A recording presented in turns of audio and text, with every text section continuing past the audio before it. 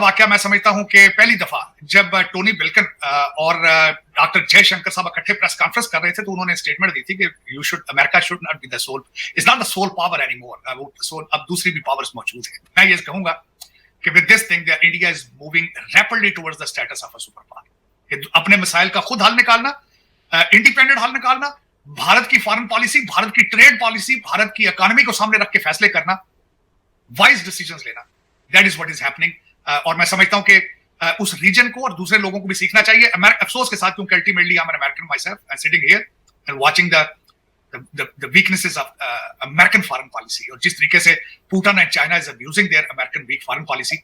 काश के American foreign minister भी किसी तरह की स्पीच दे सकता कि जिस तरीके से होती हमें रेड सी पे हम पे हमला कर रहे हैं, हम उसको रिटेलिएट करेंगे, लेकिन नहीं कर पाए। तो हम अक्सर इंडियन फॉरेन पॉलिसी और इंडियन नेशनल सिक्योरिटी एस्टैब्लिशमेंट पे तो बात करते रहते हैं।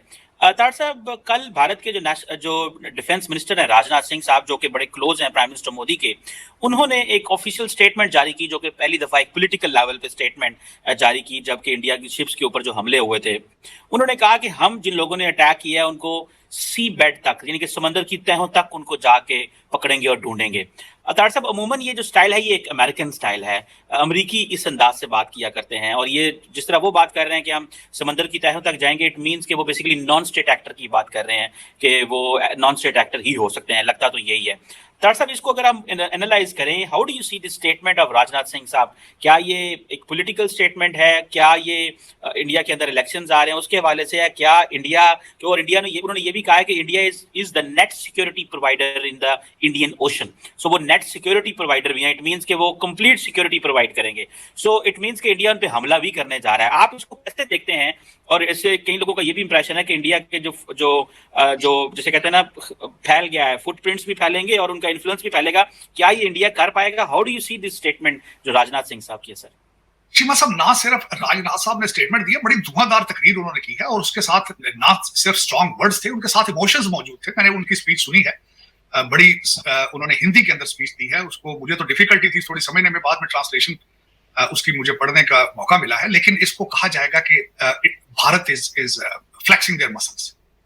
दूसरे लफ्जों में अगर उर्दू में कहा जाए तो वो कहते हैं जब हुस्न आता है तो नजाकत खुद ही आ जाती है, जब पैसा आ जाता है तो फिर बंदा मसल फ्लेक्स करता है, दुनिया को बताता है कि we are strong now, we are strong.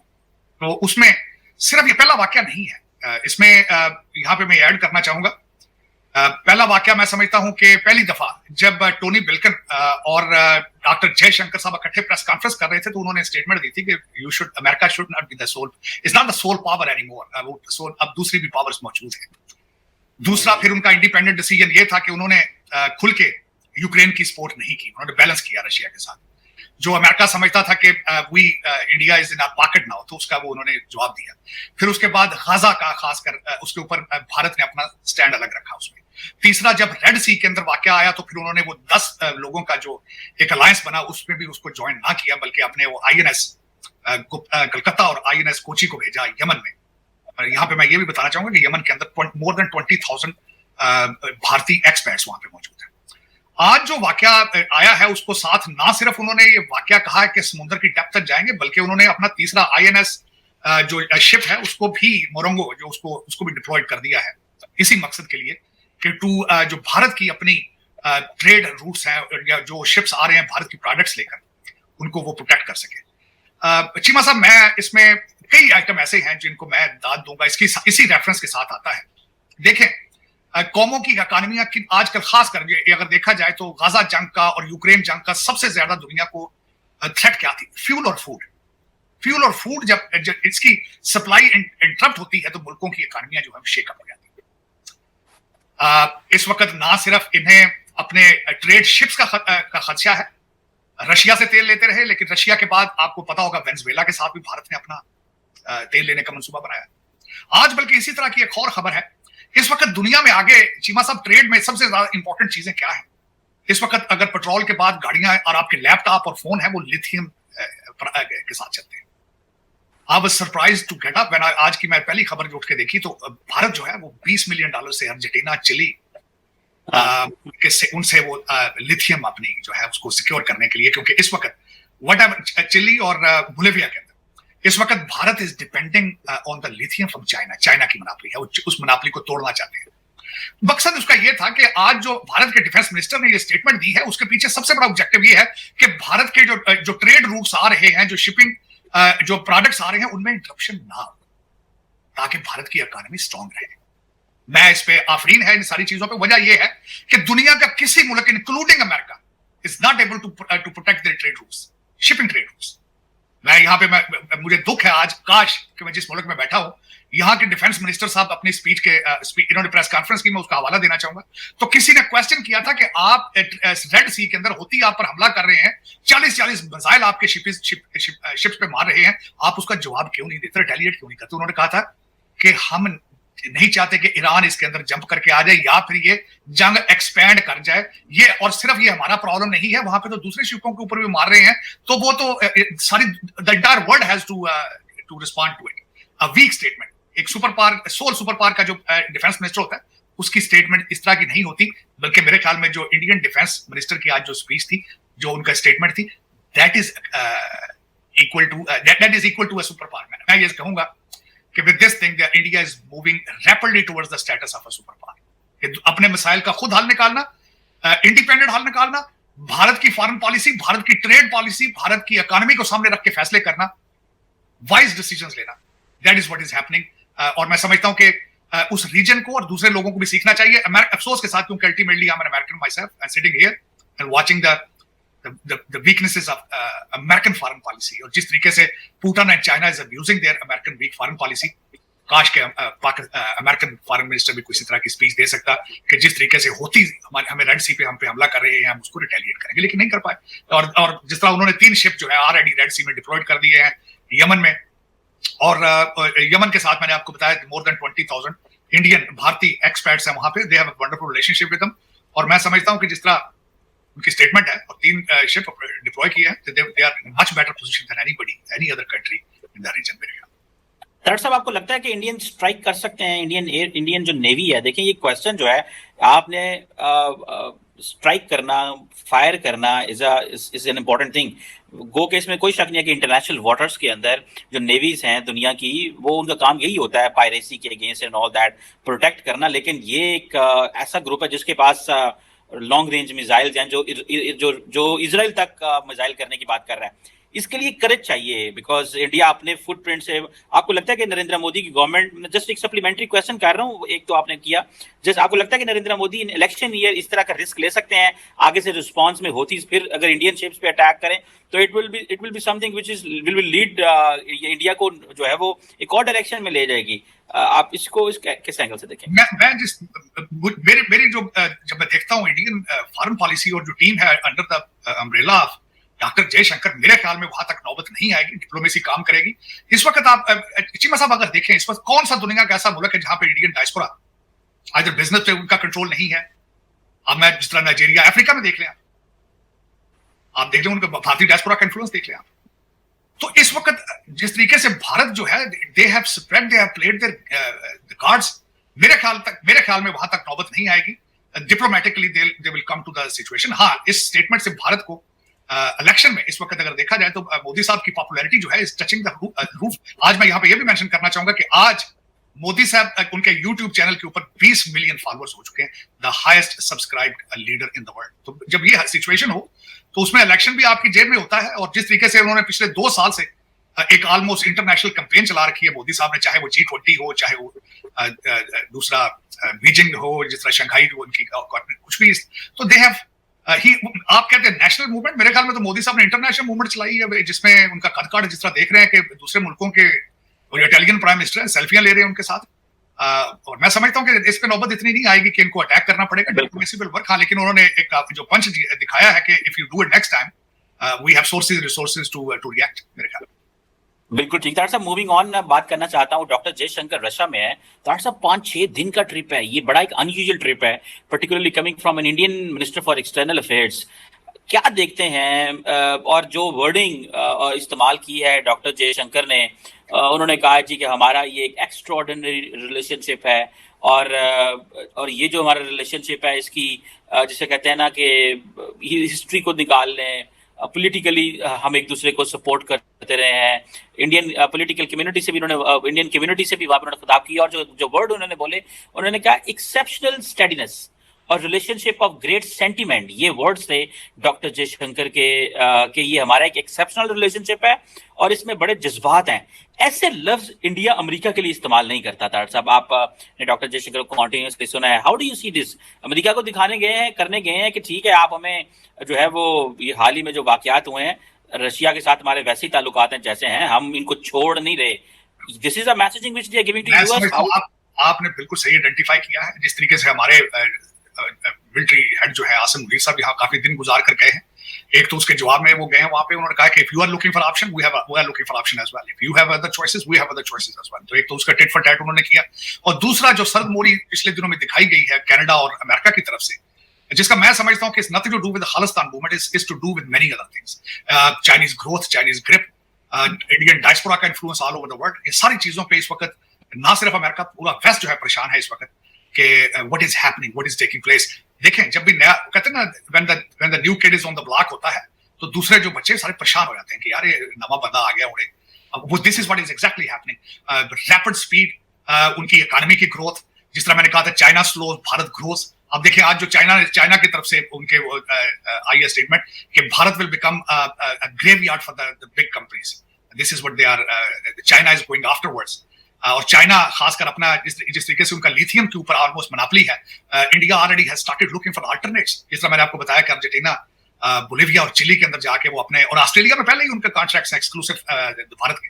तो दोनों इस वक्त अगर देखा जाए तो वो मैं समझता हूं कि अमेरिका तो वैसे अमेरिका के पास कोई चॉइस नहीं है इस वक्त ताइवान के हवाले से भारत के अलावा। ये इसमें देखें वो एक दूसरे को they are showing off each other, लेकिन बॉटम लाइन ये है कि Bharat can not afford to disturb their economy as well. Bharat का भी जो है ट्रेड बहुत ज्यादा है अमेरिका के साथ, लेकिन मेरे ख्याल में they will come to the conclusion थोड़े दिनों तक। इसमें आप देखेंगे कि क्योंकि America doesn't have any choice, कोई उनके पास चॉइस नहीं है इस वक्त अगर देखा जाए। और जिस तरीके से मैंने बताया अमेरिका कुछ लाने वाले इस वक्त भारतीय डायस्पोरा है, आपने देखा होगा, आप यहाँ पे देख लें, लगता है कि सारे सीईओ जो है वो सारे के सारे वही हैं, जो व्हाइट हाउस है वो भी वो चला रहे हैं।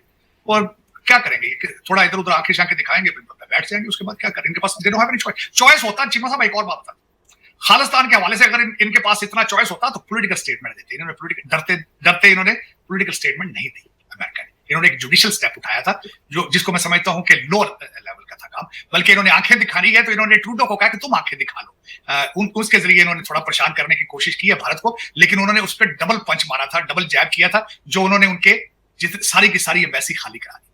तो इन्होंने ट्रूडो ने एक जैब दिया था, उन्होंने अगलों ने फिर नॉक डाउन किया वहां से। तो इट्स नॉट दैट इजी कि आप इस तरीके से भारत और वेस्ट जो है, वेस्ट इस तरीके से भारत के साथ करेगा, और उनका रशिया जाना इस वक्त बड़े माने रखता है। It is 100% signals coming out of there to Pakistan and to America. Okay, if you have choices, we have choices as well.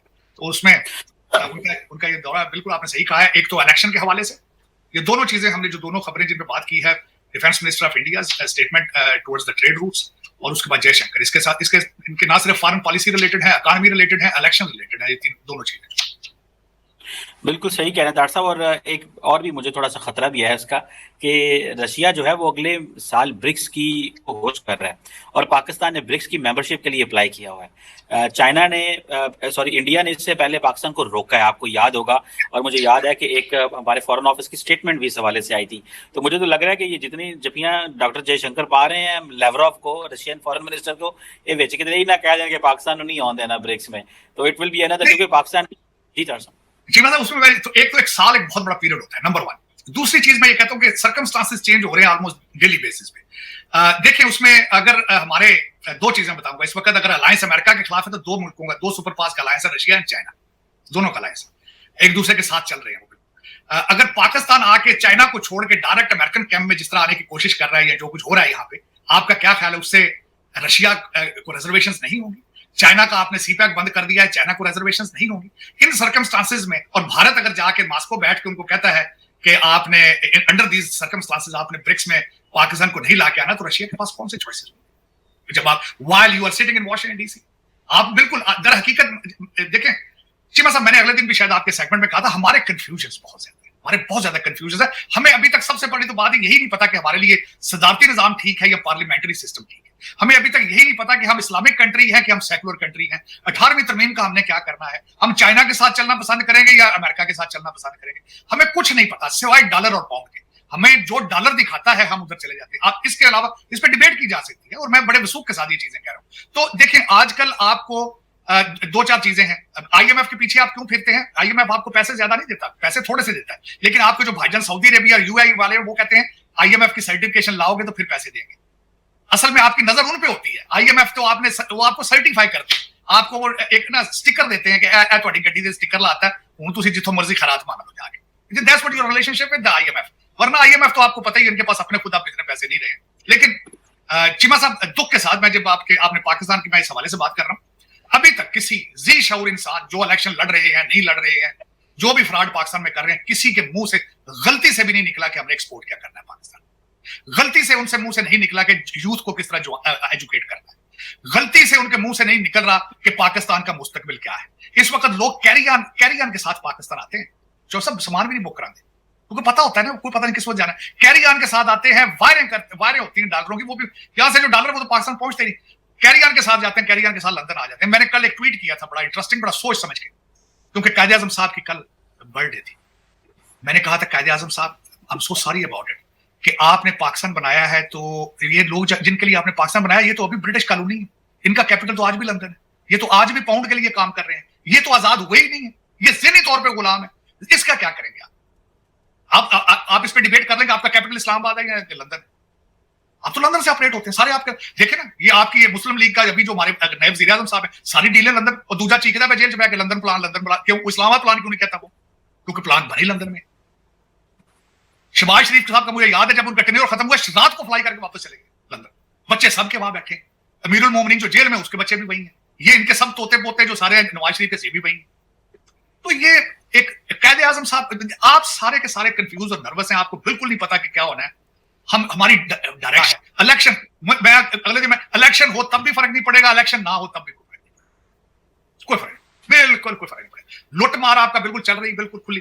पता नहीं, मैंने अगले दिन किसी को कहा था कि आपने अपनी जियोग्राफिक लोकेशन बड़ी महारत के साथ 76 साल बेची है, 76 साल मुसलसल बेच रहे हैं। तो देखिए वो कब तक आप बेचते हैं, क्या करते हैं। बलूचिस्तान के हवाले से खबरें जो आई हैं वो ठीक नहीं आ रही हैं, कोई किसी को पूछने वाला नहीं है। मिसिंग लोग हैं, कोई ये लोग हैं, कोई वो लोग हैं। तो दोस्तों जैसे कि आपने क्लिप में देखा कि भारत अब सुपर पावर बनने की ओर अग्रसर हो रहा है। मतलब कि भाई जो अमेरिका सुपर पावर मतलब कि बनकर मतलब कि डींगे मारता है ना कि भाई मैं ये कर दूंगा वो कर दूंगा। मतलब कि जिस तरह से मतलब कि ट्रम्प मतलब कि दूसरे देशों के साथ में मतलब टैरिफ वॉर खेलता है ना, मतलब टैरिफ लगा के खेलता है, तो वैसे ही ठीक है ये सब चीज़ें खेलता है ना। मतलब कि भाई इससे क्या पता चलता है, अमेरिका की मानसिकता पता चलती है कि भाई अमेरिका जो जिस तरीके से मतलब कि दूसरे देशों को दबाना चाहता है ना, वो मतलब कि भाई हो नहीं सकता अब, ठीक है। क्योंकि भाई साहब भारत भी है, चीन भी है और रशिया भी है, मतलब कि ये 3 महाशक्तियाँ हैं एक तरीके से भाई, जो माना जाता है, ठीक है भाई साहब।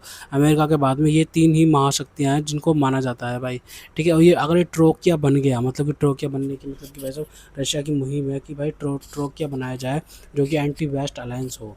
जैसे भाई क्वाड है ना, मतलब कि भाई मतलब कि भाई रशिया और चाइना के लिए काउंटर करने के लिए क्वाड बनाया हुआ, उसमें भी भारत शामिल है, आपको बताता चलूँ, ठीक है। तो वैसे ही अब क्या बोलते हैं, ट्रोकिया बनाना चाहता है रशिया कि भाई एंटी वेस्ट अलायंस बन जाए। एंटी वेस्ट अलायंस बनने से क्या फ़ायदा होगा रशिया को कि भाई जो भी मतलब कि अमेरिका जो मतलब कि अपनी दादागिरी दिखाता है ना, यूक्रेन को मतलब कि वेपन सप्लाई करता है और यूक्रेन को पैसा दे रहा है, मतलब कि भाई साहब बिलियंस ऑफ डॉलर्स खर्च कर चुका है अमेरिका मतलब यूक्रेन पर, ठीक है भाई साहब।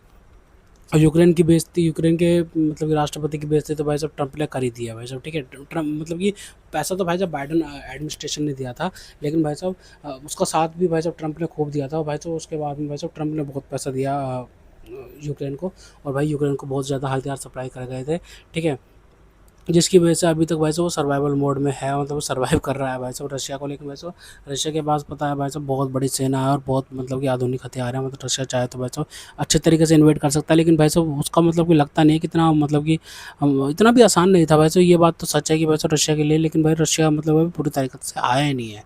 पूरी ताकत से जिस दिन आएगा तो भाई साहब उस दिन तो भाई साहब सबको बता देगा कि भाई कितनी ताकत है। लेकिन भाई जो अमेरिका मतलब कि जिस तरीके से सपोर्ट कर रहा था ना भाई साहब यूक्रेन को भाई साहब, उससे रशिया तो भाई साहब चिंता में तो आ ही गया कि भाई इतना कैसे सपोर्ट कर सकता है।